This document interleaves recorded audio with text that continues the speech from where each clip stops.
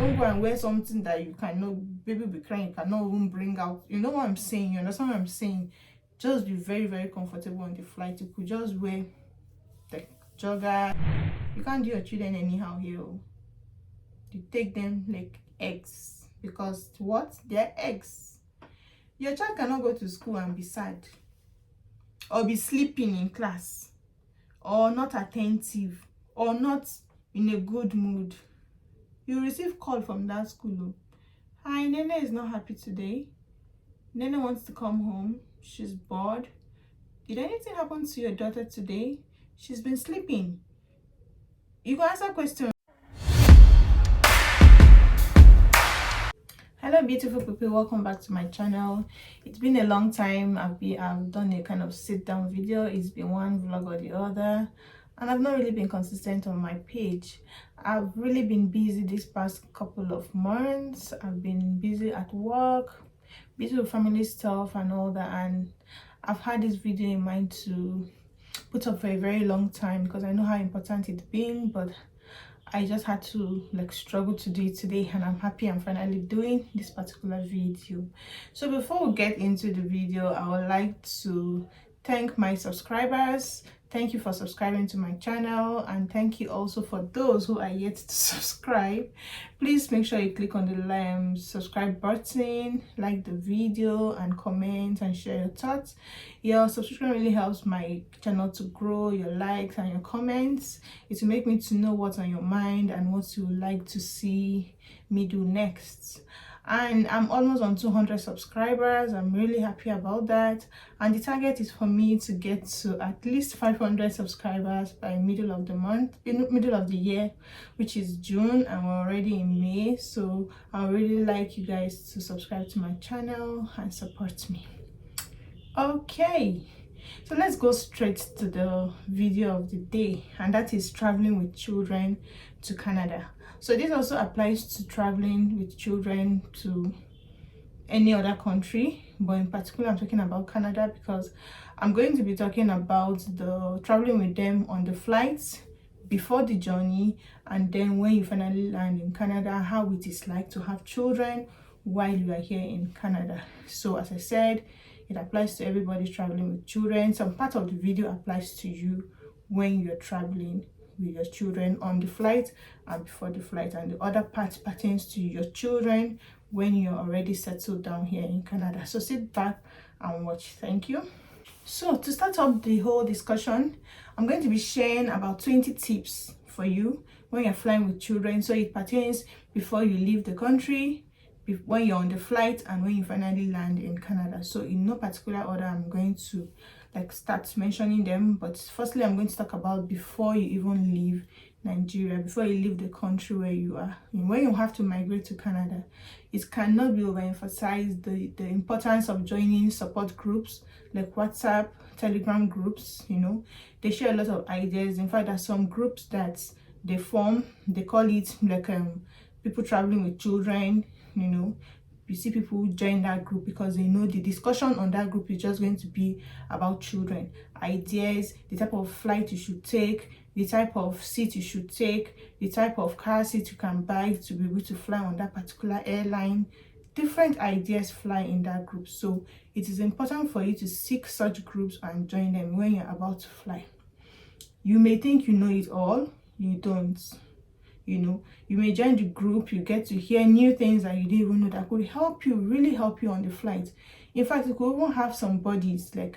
Before flying, before I came to Canada, there are groups that people will share their flight dates, that I'm flying on the 25th of September, who is flying on this day. You get 2-3 people that are flying on that particular airline, and it may be on that particular flight, and you people will just get to click on that day. You help each other, you help each other carry children. Maybe one of the families coming don't have kids, or there's a single person that is also flying on that day. They will help you. It goes a long way. I was really surprised. Me, I didn't really have a buddy. I already had a family I was flying with on that particular day, so I didn't really try to look for a buddy. But a lot of people had buddies that fly with them on that day, and it really helps. Even if all of you are a family, you share ideas. Before the flight, you talk of this what I'm doing or this what I'm doing and all that. So it goes a long way to really help. So you can't just be an island on your own. This journey requires a lot of information, a lot of research. You tend to share from people. People learn from you and also learn from other people. So that's the first tip. The second tip is, before you leave Nigeria, depending on when you're flying, don't buy too much clothes. Don't buy too much, like especially jackets, because before coming we had that people say, I don't buy jackets from Nigeria, you can get jackets from here and all that. I'm like, there is nothing wrong in buying. I will buy, like, the jacket you bought is like, let me know overemphasize, let me not talk too much, just like shimmy when it comes to the weather in Canada. Like, the jackets you see, they will not hold any cold when you get to Canada here. So just buy like the basics, just something they wear on the flights the first couple of days. Then when you come, you can go and do your shopping. Even if you're going to land in summertime and all that, see, the summer in this place is, you may not have experienced that kind of low temperature. You may be landing when it is like 17 degrees, 16 degrees. We've not had 16 degrees in Nigeria now. So just buy the basic kind of jacket you can get, the thickest. Then when you come, you can do the major shopping, because you may end up getting jacket that don't hold enough cold, and you may have to now spend more. And you get to know that it's very, very expensive in Nigeria, because they know this person is traveling to Canada, the price will be so expensive. But when you come here, it's quite affordable, especially for children. You get varieties, you get different types for them, and even for yourself. So don't shop too much jacket and all that. The one on the flight is usually very cold. You can buy that. Then the one they could wear for the first week when they land, then you can go shopping with your family to get the appropriate type of jacket for your children. So another point is, before you leave Nigeria, try to book your flight when the school session is starting. If you have children that are going to start schooling in Canada, try to book your flight like a week or two before this session begins. There's nothing wrong in your child resuming mid-session or no, there's nothing wrong in it. My children resumed when school had already resumed. But you know how it feels, like your child is just coming from a different country, coming to mix up with other children, other complexion, white children. It may be the first time he's even finding himself in the middle of other colored children, you understand? So when all of them resume at the same time, they are introduced to their class at the same time, all the newcomers plus all the returning students, it makes them start along, like together. Unlike when the children have resumed, they've gotten their friends, they've gotten everything, and then your child is now resuming alone. Especially when the child is alone, doesn't even have a brother or a sister in the same school. Yeah, they welcome the children very well. They may not even feel it and all that, but it goes a long way if you could come when the school is going to resume at the same time with other pupils. You understand what I'm saying? Unlike resuming when they said the session has started maybe a month or two, people have gotten their friends. My best friend is my best friend. They're already getting used to each other in the class, and then your child is just coming. You know, it's cool. Some children, depending on how your child is, like I have 3 kids. The middle one and the last one, they don't have problem. Even when they resume on the last day of school, they can easily blend in and just mix up. They won't feel it. But my first child is more reserved. She's more sensitive. You know, she doesn't mix up easily and all that. So we all resumed when school had already started. Like a month when the school started, and she really, like, not really struggled, but you could see among the other ones, when they came out from school, hi mom, I had a friend, somebody walked up to me and said she likes my hair, she likes my this. It was different from my first child. So if you know the type of child you have, to go a long way too. It's just planning, you know, just planning. Ask questions when the school session starts in and all that. Then you could book your flight around that time. Just for your children, you want them to settle in nice and okay. You don't want them to feel shy or something. So okay, so another thing is, if you could come with their immunization cards. I learned some provinces they ask for it before registering your children. Here in Manitoba, nobody has asked me for it, but I have all the immunization cards and everything. I have it here with me. So come with it, with the record to show that okay, your children have been immunized before coming. They will get to see the type of immunization they've gotten and all that, and it's part of the documentation for your children when they resume school.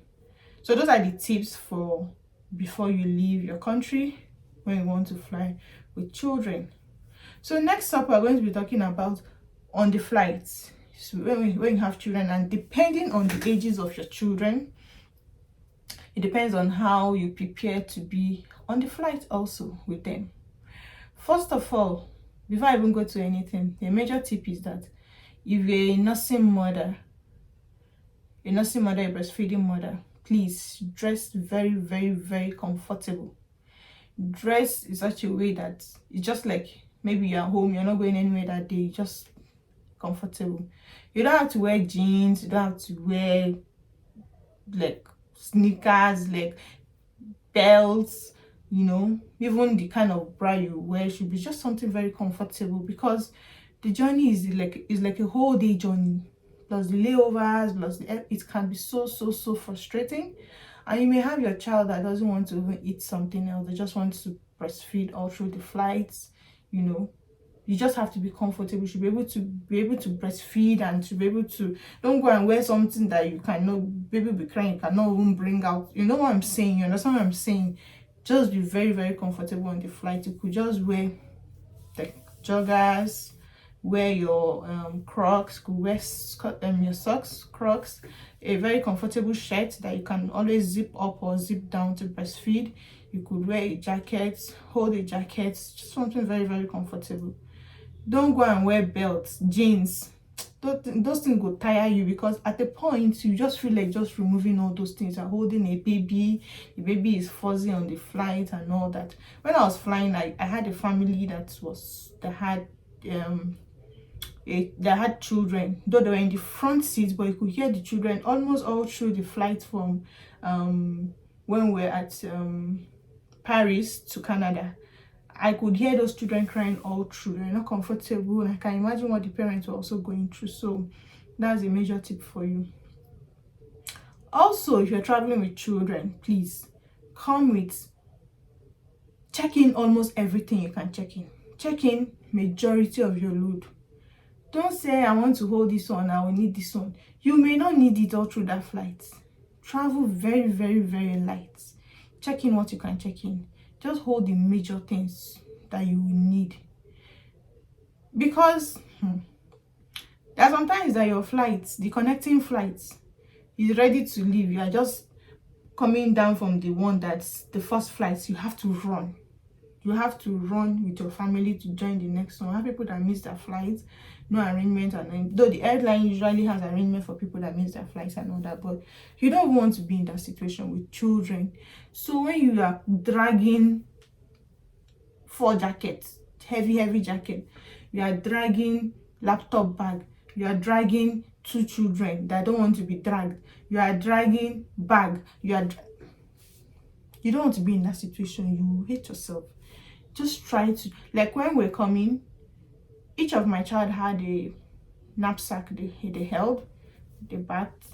I also had my own trolley. My husband also had his own.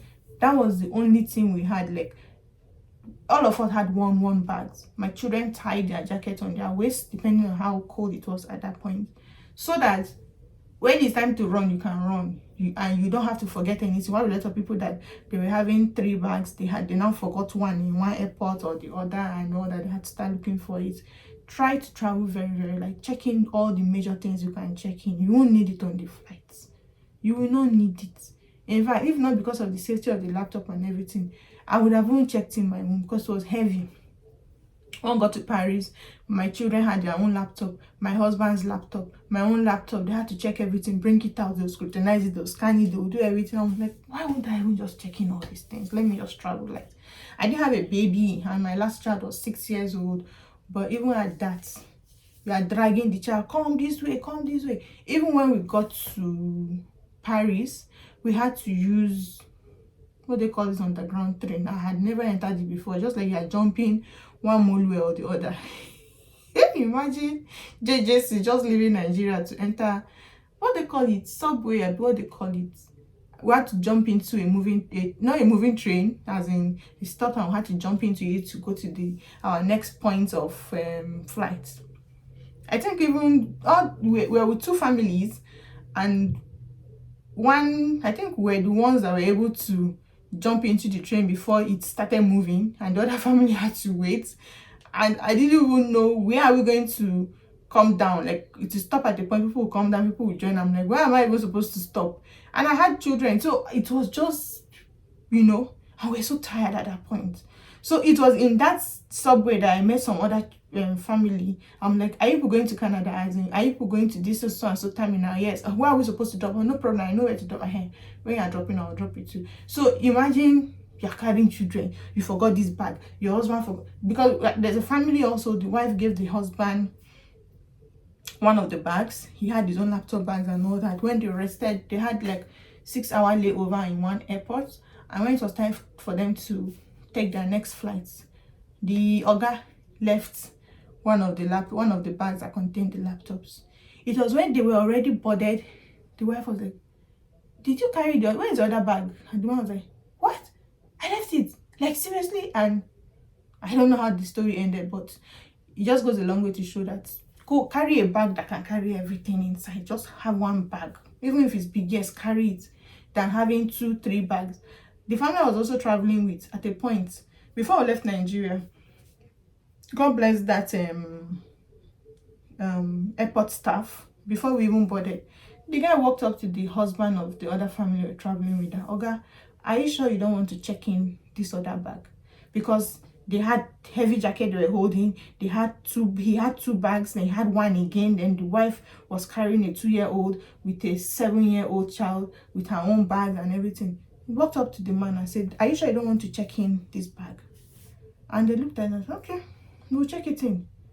And that was how he went to check it in. In fact, he was praying for that man that, how would I have dragged all these bags throughout all these flights? Thank God. This man was just looking at me like, which kind of load this man won't carry like this, So try to travel very, very light on that day. If you are alone with your wife, just two of you, or you're for you people. But if you are going with children, please go very, very, very light. It goes. Another tip, your documents should be in one bag.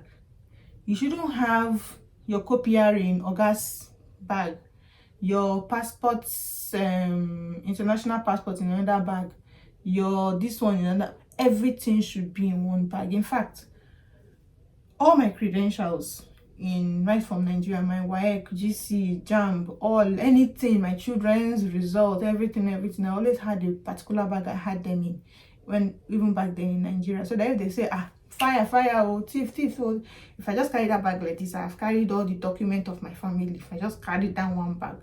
So before traveling, I filtered all the ones I wouldn't need, all those children's results from school, all those test results, everything. I filtered it, made sure all our documents, copier, immunization, passport, everything, passport photographs, everything. We had everything in one bag, and that was all in my husband's laptop bag.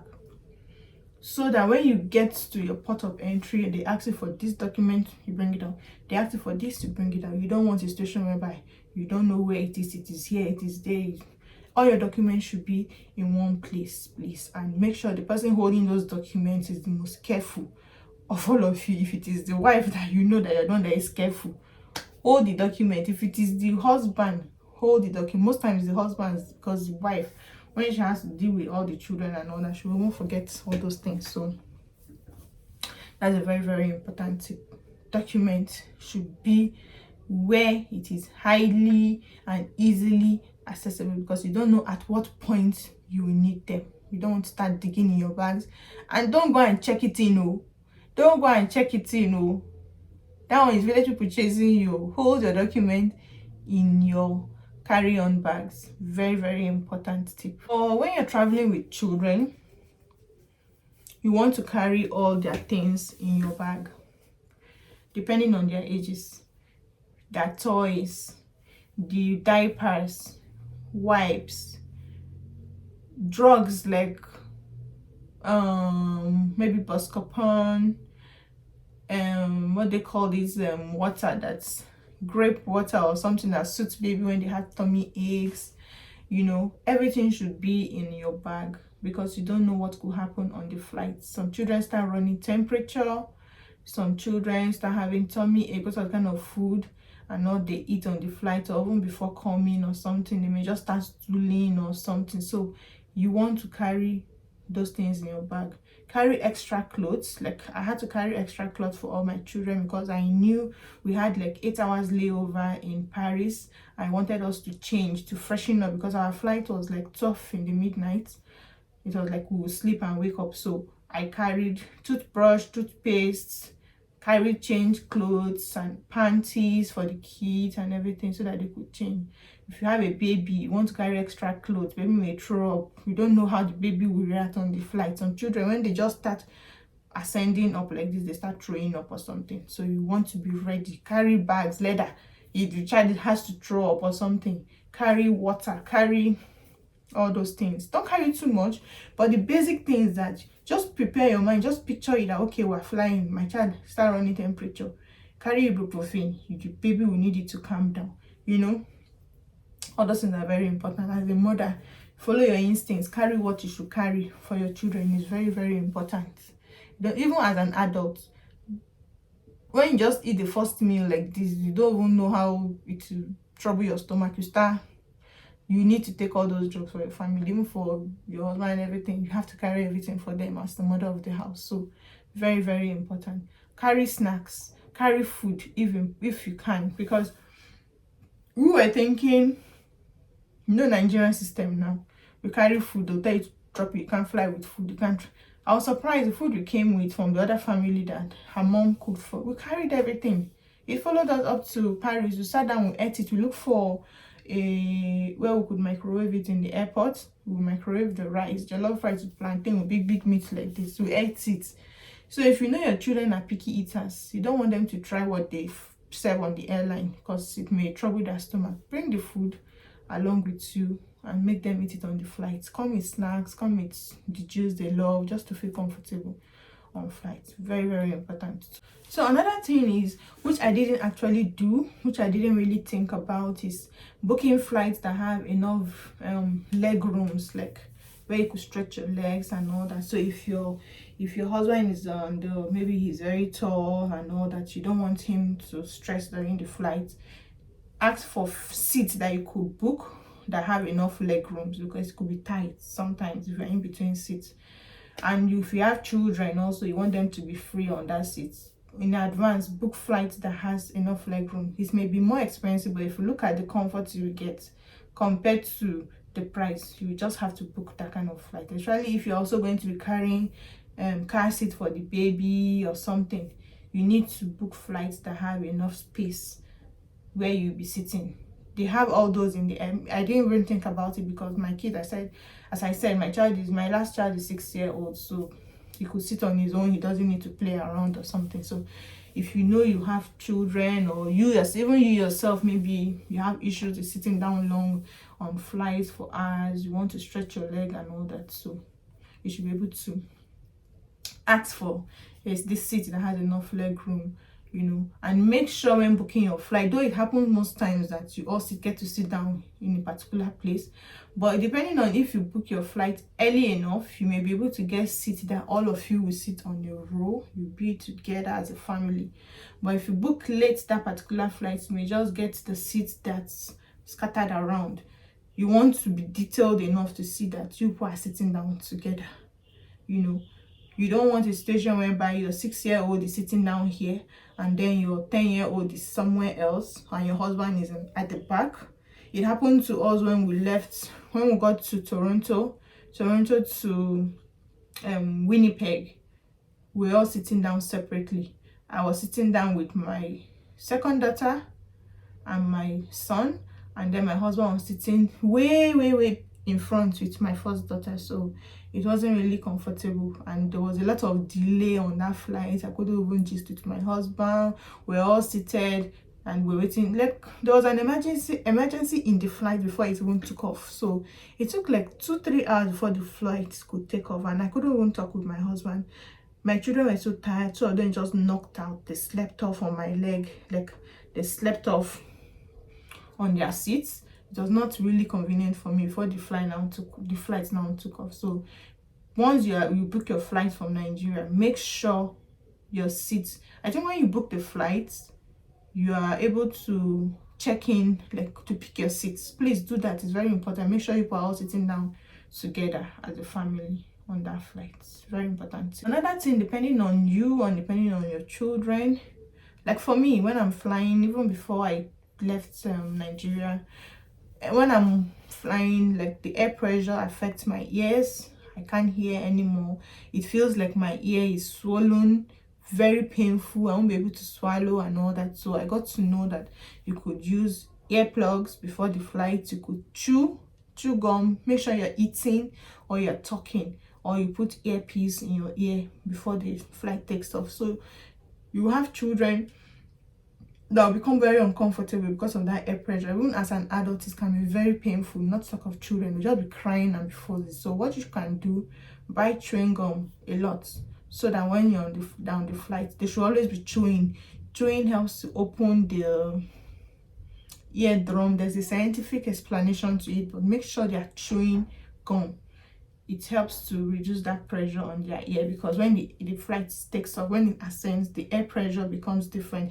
The air pressure in the eardrum and the environment is different, so it creates pain for the children. So carry gum, chewing gum, and make sure they're always eating. If you have older children, make sure they have earpiece to block their ears. You know, very important tip also. All right, so we've talked about before you leave and when you're on the flight. Now you're in Canada. You're here with your children, you've landed, the children have seen Canada, you're happy, you've gotten your house, you're not searching for jobs and all that. Staying here in Canada with children is another ball game.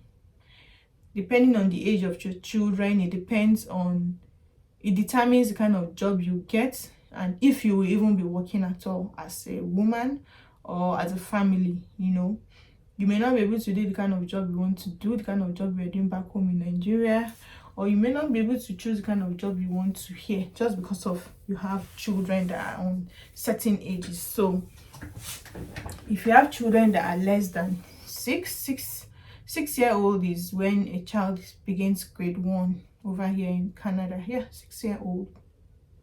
Yeah, 6.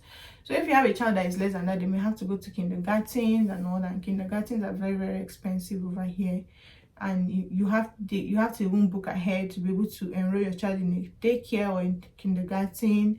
You have situations whereby you have parents even joining the waiting list even before the child is born. So most times when you come with a child that is less than 6-year-old, you have to stay home with that child.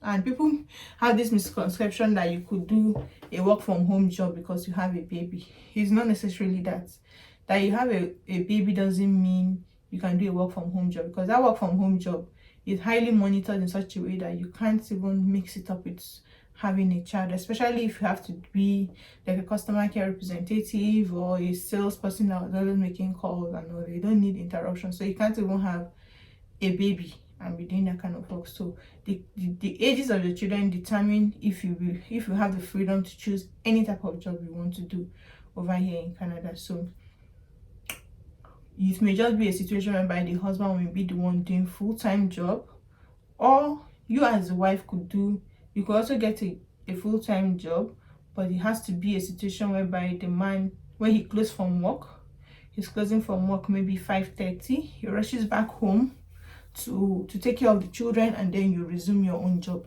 Just like the kind of job I do currently, though it's by choice, I resume work by 2 p.m. and I close by 11 p.m. in the night. So if I have a baby at hand, from morning till that 2 p.m. my husband could go out to work, come back home, and then I resume my own job, knowing fully well that he will handle the family, he will handle the children, you know. Or altogether, the woman may just be a stay-at-home mom, not working, just to take care of the children.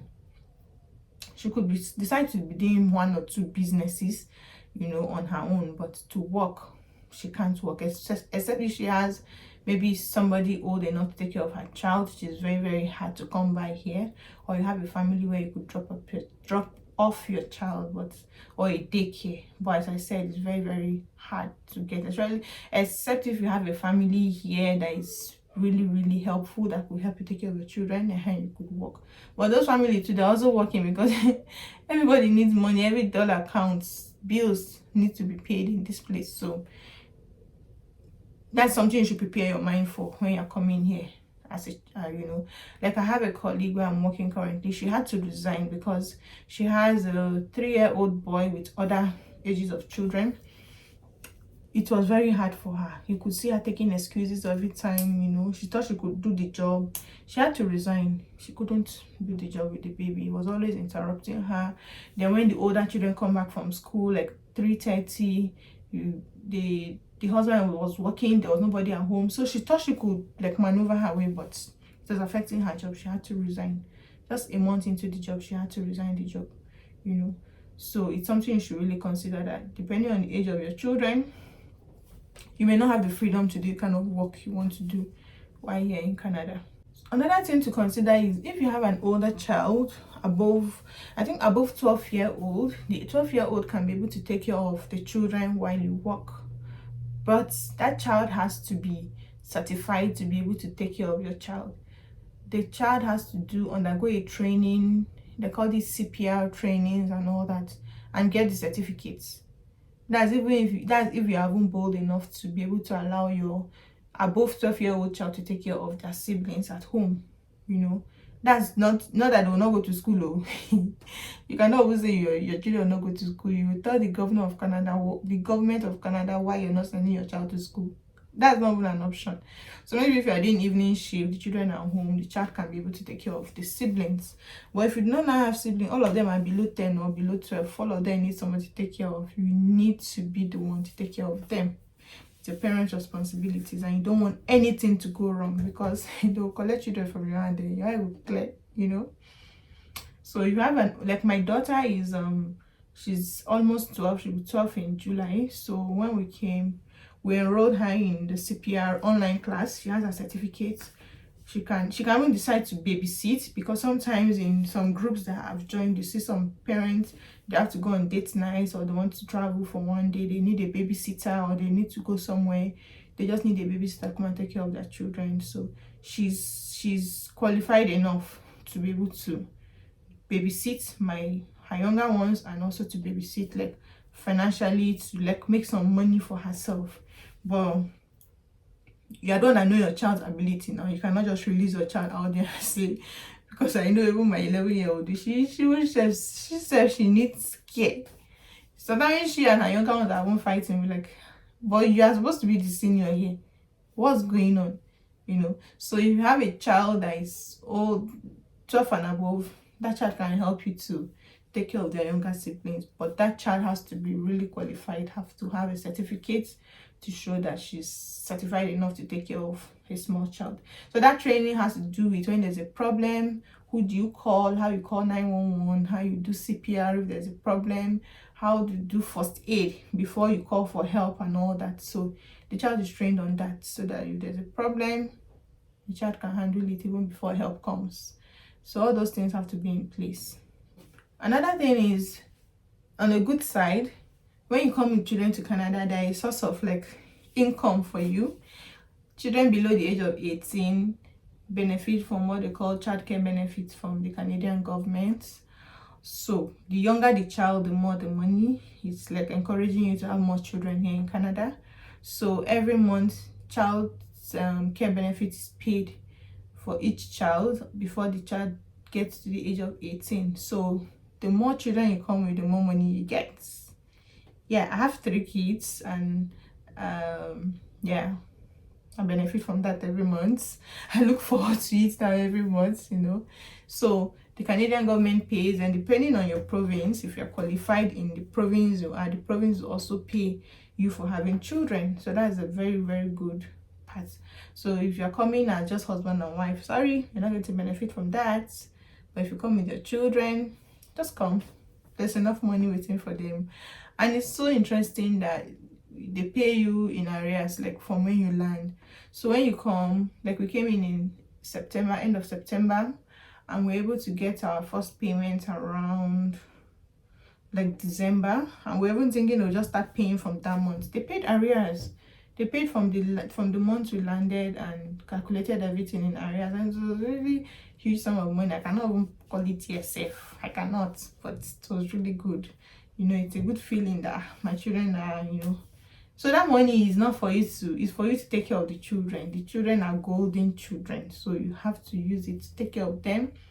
You have no excuses that your child wants this, you cannot give the child. The government is paying you to take care of these children. You give them what they want.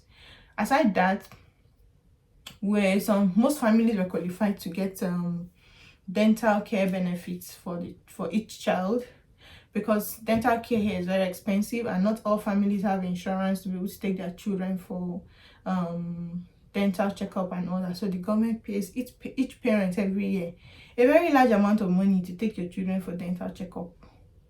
You have to show that you booked appointment at a dental hospital clinic and you've gotten a date. That is what you just need to apply for it, and you have to go for the appointment. Whatever recommendation the doctor gives, they need to do this for the child, they need to do this what they call it, anything they recommend when they do the checkup for the child, because you have the money, so you pay for it. And then most time you don't get to spend up to that, but if you're unfortunate and your child at that point needs serious dental attention, you may pay more. But what is the thing that the child even needs? Like in my own case, my second daughter had some teeth, like 2 teeth that were like upstairs. I used to call it upstairs, one growing on the other, when we booked appointment. So I knew that when they do checkup, they were going to recommend to pull out the teeth manually, you know. So I already knew that would cost a lot, and I was like, thank gosh the government has paid. We use money to pay whatever it is. And our appointment was like a month or 2 months after. We didn't get the date immediately. We got like a month plus from the date I booked the appointment. And luckily the 2 teeth came out on their own. I'm like, I'm not going to use this money for extraction, you know. The teeth came out on their own. And when we went, they just looked at it. It's okay, nothing. And that was it.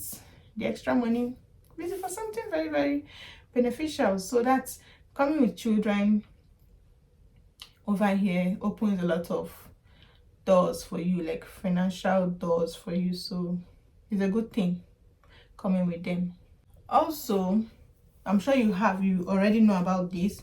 Education is free for them, for the children below 18, all through up to when they get to college. Education is free.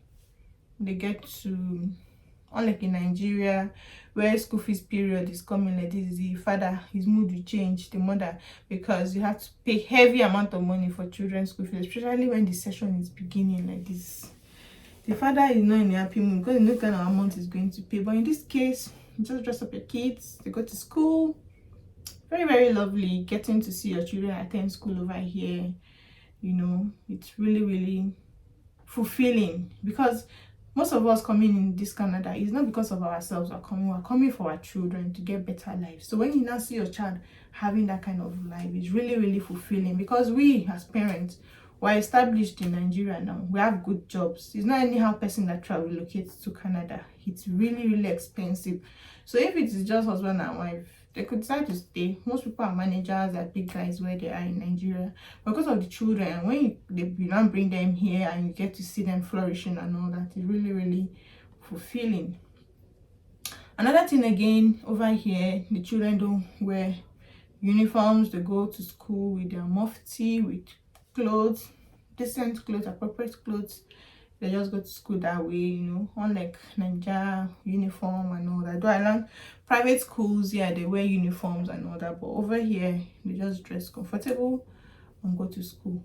So sometimes when I make video calls with my mom or my family, like the kids are going to school or they're just coming from school, they know where is their uniform? As in, are you sure they're coming from school? That's coming from school, or this is how they are in Canada. They don't have to wear uniform, they wear clothes and just go to school and come back. So that's another thing. Another thing again is this one really shocked me. It shocked me because back home in Nigeria, our education system is very, very serious. He's very, very like aggressive, like book. Come in here. Like, okay, my child, my 6-year-old in Nigeria, he was already going to primary 2. He could write 1 to 1,000. He could spell, he could do, assignments here and there. But come in here. You see, he will come home with 2 blocks, maybe two things, maybe 2 blocks. He said, "Mommy, 1 plus 1 is 2." I'm like, you did not know before. What are you saying? 1 plus 1, that one is nursery now. You know it since. That is what they're teaching them now. In fact, the other day he came home with 1 hat. They made a hat for him. Then they wrote something 100 star. Like they're celebrating he can read 1 to 100. I said, so are you going backward or forward? In nursery school, you could read 1 to 100 now. As in, they were celebrating, they even did heart for all of them, snap picture. 100.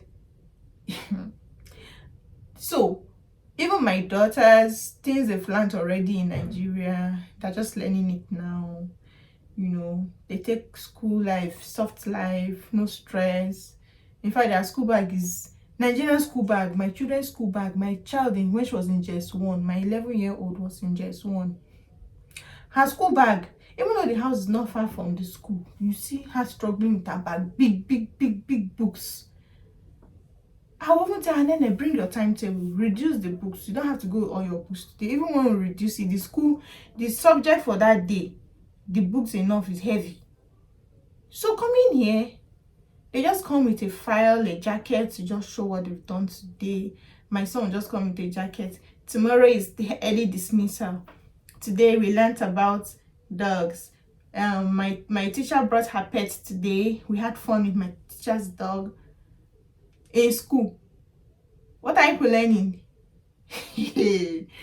So I even heard of a family that when they came to Canada and they saw that they're going backward, she enrolled for lesson teacher in Nigeria to continue teaching them online. That she does not understand what's happening in this Canada. They're not really learning the way in Nigeria, how serious it is in Nigeria. It's just soft. They just take more play. They learn through fun activities. They do more of history. They learn more of their surroundings, manners, morals. They learn about the geography of the country. All encompassing. It's really all encompassing. Like, my kids know a lot. They know your neighbor. They know the neighboring countries to Manitoba. They know which country is close to this country, which province is close to this province, which one is Atlantic, I don't even know all those things. They know names. They know all the names. So they emphasize more on knowledge, like knowing general knowledge, not just maths, English, social studies, this, that. They're not like that too. Maybe high school, maybe when they get to college or something, but currently what I'm saying, I had to call my daughter, come, what are you doing in this school? Like, assignments, no, they don't come home with homework. When I came to Canada, the first time my daughter in grade 6, they had to bring her back from, because that was another point. The first assignment she came home with, that, Mom, I have homework. Okay, thank God. What is the homework? That by 7 p.m. she should go and look at the position of the moon. What's that? Truly, when it was time, she looked at it. Oh yeah, they told us the moon is going to be at this corner, it's going to be at this angle. That was the assignment. My son has never come with assignment. They'll just give him some books. Maybe it's library day. They'll give him some books to come and read at home. Then he'll bring it back the next library day. Not serious books, stories. So you may think your children are going backward. They're not going backward. This is, as far as you've migrated, this is your new life now. This is going to be their future. So they have to blend. My kids had to struggle when they came because they didn't know anything about the history of Canada or anything. So they came in when they started teaching them from grade 1 on history of the country. So they really struggled in their, what thing they call them, is it social interaction or something? They didn't really do well in it. But this last time when they came with their reports, they really have improved a lot. So they're not going backward. This is the education system in Canada, and your children just have to blend. Let their head even calm down. They are kids. They teach them based on their age. They don't stress them. School is not stress here. School is fun. They look forward to going to school. Even when they are sick and you be like, stay at home. They don't want to go to school, because why? It's fun. Even when you look at their timetable for the month, every month they give you the calendar. Each day has particular activities. Like they'll tell you on the 15th of this month they have hot lunch, they'll take hot dog today in school, they have pizza day, they have movie night, they have these. Some days they'll say no school stuff, some days early dismissal. When you are happy that you have gone to school, to tell you instead of coming 4 o'clock, they're going to come 2 o'clock today. Simply because maybe that week they did something very serious, like they had an activity, then they'll now say early dismissal. Oh yeah, the late dismissal in them, they should stay in school. But they say no school today, though there's enough notice. Like today, this end of April, they've already given us the timetable for May, so that even when you're working, you can plan for them. The days that they have early dismissal, you can take excuse from work that I have to be home with my kids and all that. So it's really fun for them. School is really fun for kids over here. It's not stressful, it's fun. Another thing is that over here, the children are golden children. In fact, not that you don't love your children, you love them, but you love them more. That love will come more because of the environment. You can't do your children anyhow here. You take them like eggs, because what? They're eggs. Your child cannot go to school and be sad, or be sleeping in class, or not attentive, or not in a good mood. You receive call from that school. Hi, Nene is not happy today.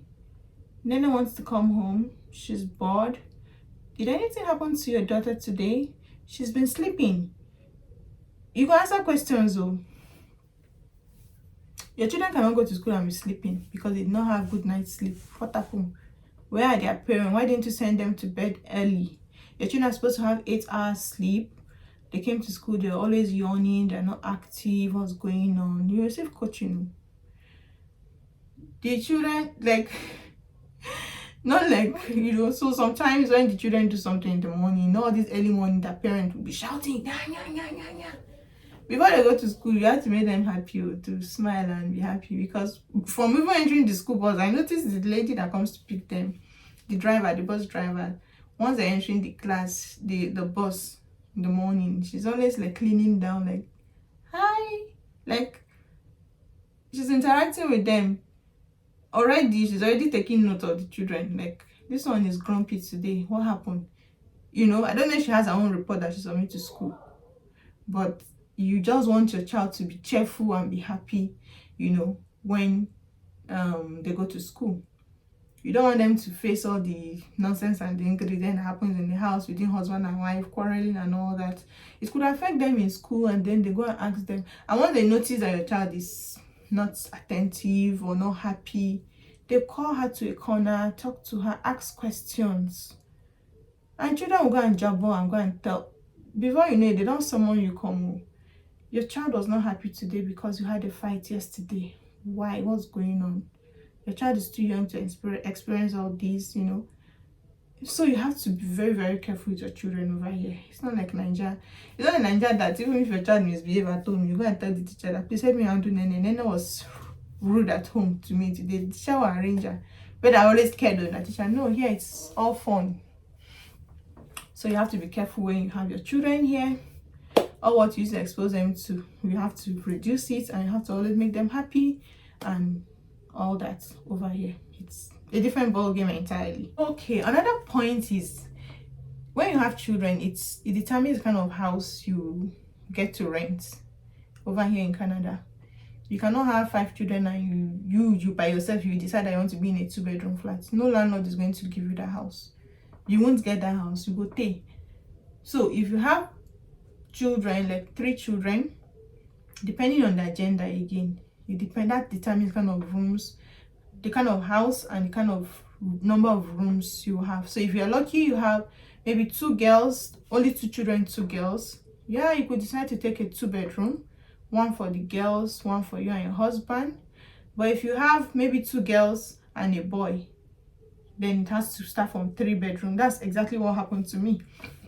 If you watch my video where I talked about renting a house in Canada, I talked about it that I have 2 girls, 11, 10, and 6. And before coming, we're trying to cut that, okay, make we get 2 bedroom flat though, so that at least it will be cheaper. All the ones we got and we're bidding for, we didn't get them, because when you're bidding the house, it's not only you going to ask for the house, you may have 6-7 families on that house. So they will check to see, okay, this one has 1 child, okay, this 2 bedroom may be okay for this family. You that have 3 children, though, you overuse their house now. How can a boy and a girl stay in the same room? They need privacy. You are going to use, all of you will use 1 toilet. No, you're going to destroy the house and all that. So if you have 3 children, 4 children, 5 children, you can't get 2 bedroom flats. Highest you get 3. 1 for the boys, 1 for the girls, then for you, the husband and the wife. You know, that's how it goes. So you can't just decide to say, okay, we will manage 1 bedroom flat till next year when we settle down. You are settling up from the beginning. And luckily for us, not even luckily, when we decided to now take 3 bedroom flats for my family, we got it because it was just okay for my family size and the gender of my children. So the type of children you come with determines the kind of houses you're going to be renting here in Canada. So another thing that shocked me when I came here was I had to cook. I have to be cooking lunch for them. They have to be taking lunch from home. I don't know if other provinces is different, but here I didn't have that one in my subconsciousness that I'm going to be cooking lunch. Though they have canteens now recently where you could give your child money to buy stuff, but it is highly recommended you cook for them. I'm not a fan of cooking, as in, you know. And back then in Nigeria, I had a very mature house help that would just tell her, Auntie Florence, today you do chips and eggs for them for lunch. Oh, yes, ma. Before you know it, their lunch bags are ready. Everything is set. My own is just to check it, okay, take them to school, and everybody's happy. But here, from my sleep, so I'm dreaming, okay, what will I even cook for these children? You know, so you have to cook lunch for them over here. I learned, my friend in UK was saying, no, they eat in school. No, just give them, maybe if you want to give them a snack if you wish to, but it's different here. You go cook for them. In fact, when we came, I didn't prepare. I didn't even buy lunch food flags. Like I had to buy from here for them when we came and all. I didn't prepare my mind for that. So that's something you should know. So if you are a lazy person like some people, not like me, or you're used to house help, or you have one auntie in the house that is always doing lunch for them, you're going to come and start doing it too. That's one thing. You have to come and start doing it here. Yeah. Also, very important, when you have children here below the age of 6, wherever you're going, they have to go with your car seats. You have to go with your car seats. Even my son that is 6-year-old, we had to get him a car booster where he can sit on. He can't just sit down on the seat in the car. He has to have his own booster seats where he will sit, which is higher, you know. So if you have a younger child, even if it's Uber you're booking or Bolt, you have to, if you have a child below that age, below 4, you have to go with the car seats. They will not even carry you. I think some Ubers have it in their boots, but you have to rent it. But your child cannot carry the child on the lap. So even before even buying your own car, you first buy car seat for that child first, because you have to go around with the children, and the children have to be in their own car seats. You cannot hold the children on your leg. It's wrong.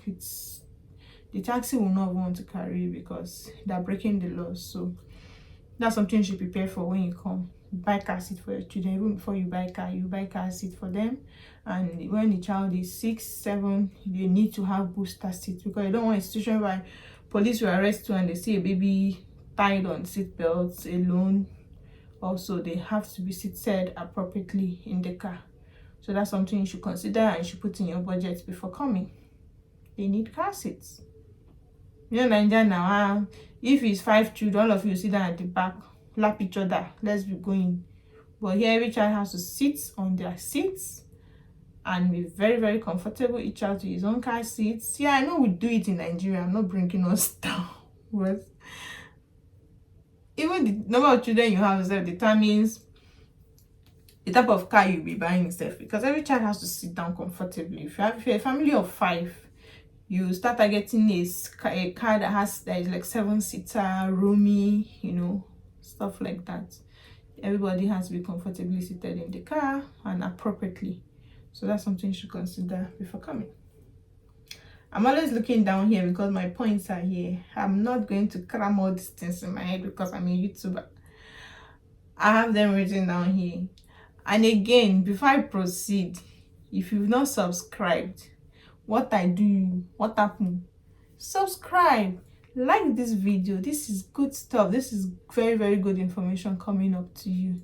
So please like this video and subscribe and share to any family you know that are about to take the journey or have relocated to Canada or are planning to, so that they'll make this adjustment before traveling.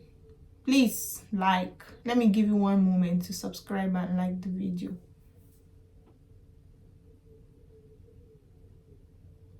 Thank you. Thank you as to do that. Okay. So last but not the least, which is very, very important, is that getting a nanny in Canada is not cheap. It is very, very, very expensive.